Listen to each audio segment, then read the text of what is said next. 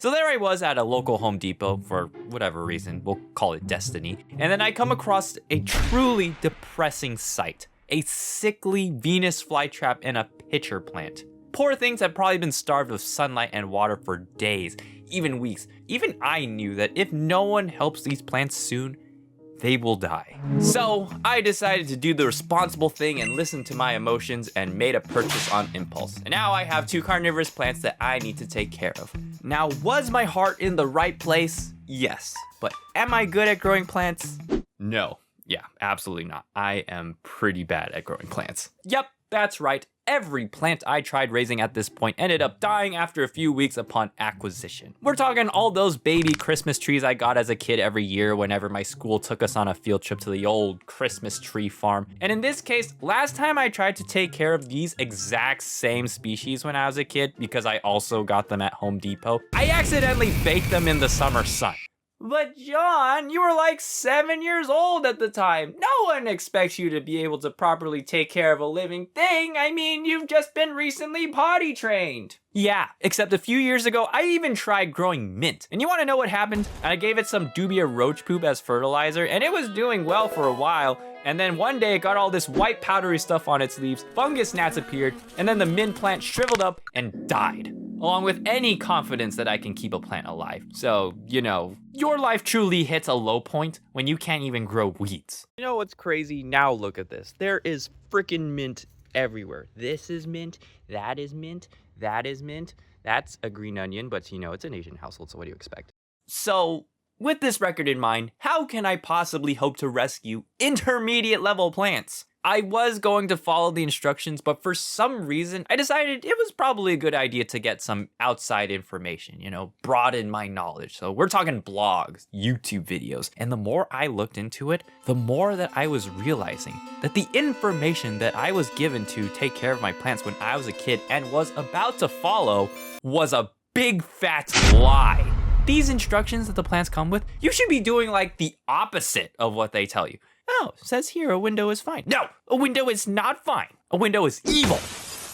You're welcome. I think it is some underground scheme from the higher-ups of the big chain store, maybe even the government, to get some sucker who doesn't know any better to be like, oh wow, a plant that eats bugs? That's so cool. I'm gonna buy one. Which, by the way, is probably already halfway to death's door by the time you get it. I'll explain that later. It'll die after a few weeks and then they'll just be like, oh, but I followed the instructions. Maybe I should try again. So they go buy another one and then the cycle just continues as they rake in the profits.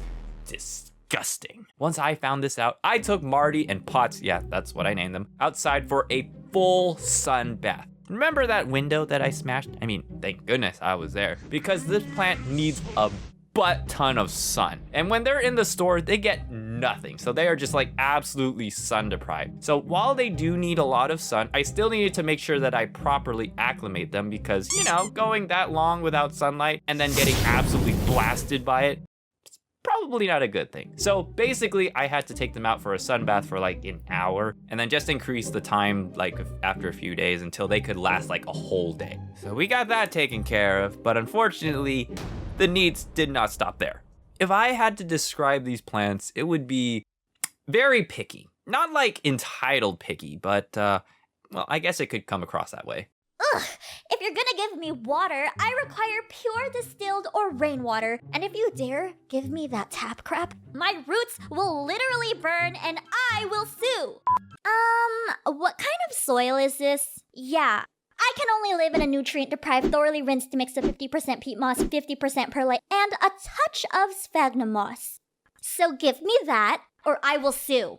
Obviously, they are a lot more passive-aggressive when it comes to voicing their needs.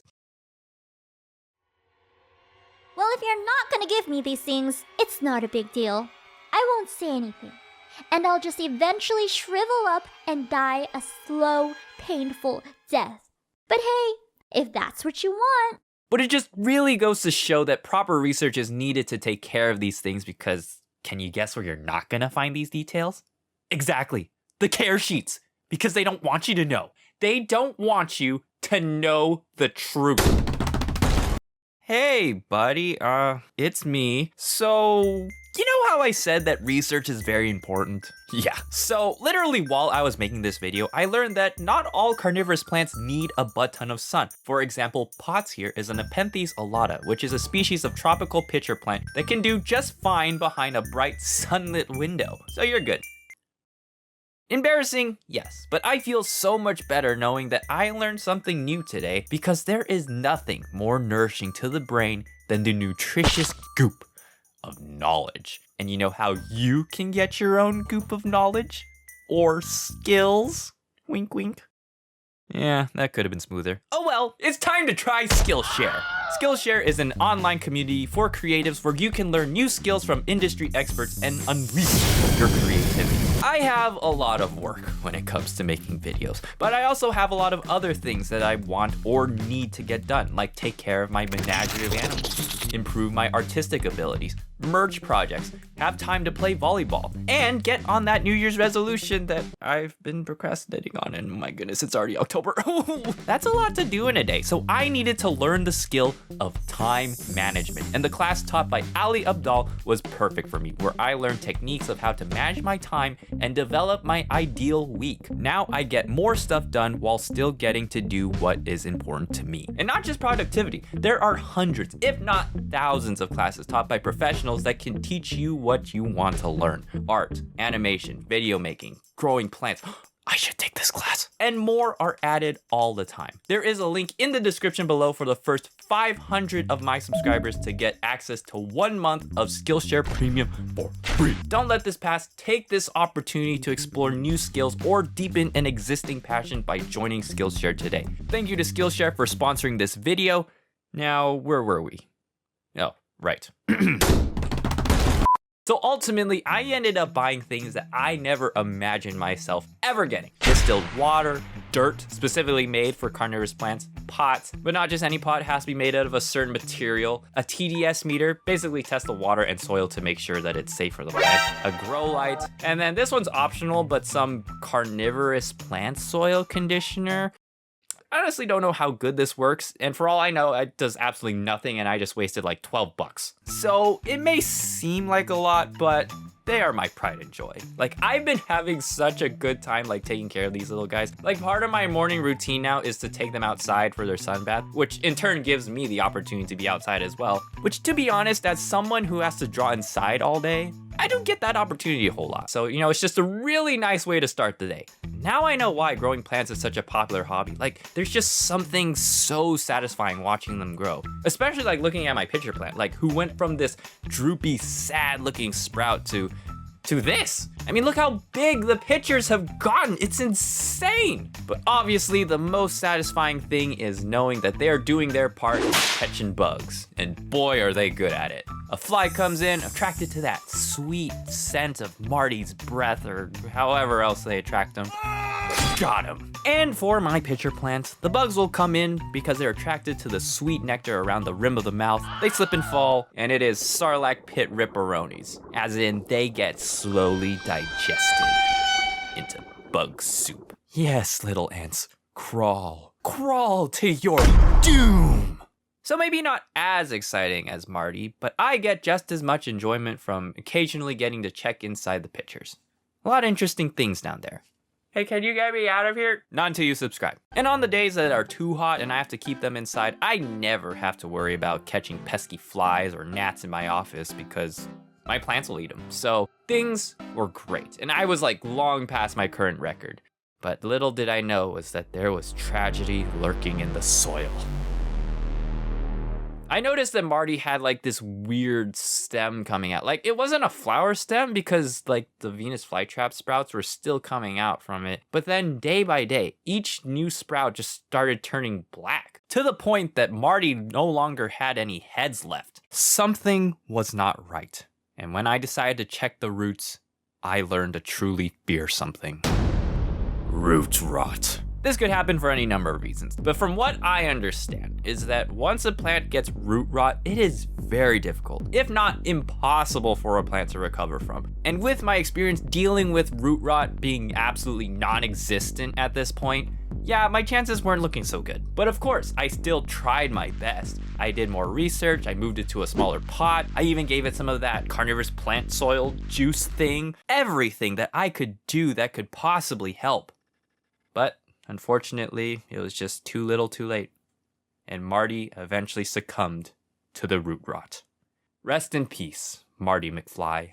I don't know, this could be just me, but even if it's a plant, I feel bad when it dies under my care. Because I'll always feel like I could have done something different to prevent this tragedy from happening. But what's done is done, and all I can do is learn from it, move on, and try again. So here we go. I got another Venus flytrap. Yeah, basically, I mean, it was the same scenario. Found myself back at Home Depot, found this sad sack of a Venus flytrap, and decided to bring it home and revitalize it back to life. Ugh, gosh dang it, I played right into their big chain store's hands again. This time, however, I fully intended to utilize all my newfound knowledge from Marty to make sure that this one does not succumb to root rot. I actually haven't thought of a new name for it yet, so feel free to leave some suggestions in the comments below. Otherwise, I'll probably stick with something like Frank. I don't know. Don't let his name be Frank. Oh, I forgot to mention this, but I will also have to attempt something that I didn't do the first time, which could also be the reason for Marty succumbing to the root rot. Dormancy. For all the non-huge carnivorous plant nerds, dormancy is just a phase that the plants have to go through and is very important for the longevity and health of these plants. Something I forgot to do and will have to do. So that'll be fun to figure out, because from what I've read, it is tricky. Great. Is it dead or just sleeping? I don't know. These plants have definitely proven to be a challenge for me. Like, as a quote-unquote pet, they are probably one of the most high-maintenance living things that I have ever had to take care of so far. And yet I love them. I am interested in growing my collection in the future. Not right now though. I think I should really figure out this dormancy thing first, but somewhere down the line I might want to try some other species of fly traps or pitcher plants, or hey, something entirely new. I mean, sundews and butterworts look fun. My house has been infested with fungus gnats for the past few months, and I think they would have made great additional pest control plants. All in all, I think carnivorous plants are a really fun, unique type of plant, and if you're ever interested in getting one, just make sure you do enough research on the plant you are getting and be adequately prepared to take care of it. And remember, if you ever need help or advice on your new plant, don't ask me, because I don't know. Okay, well that's it. Thank you for watching, and before I go, be sure to check out this video.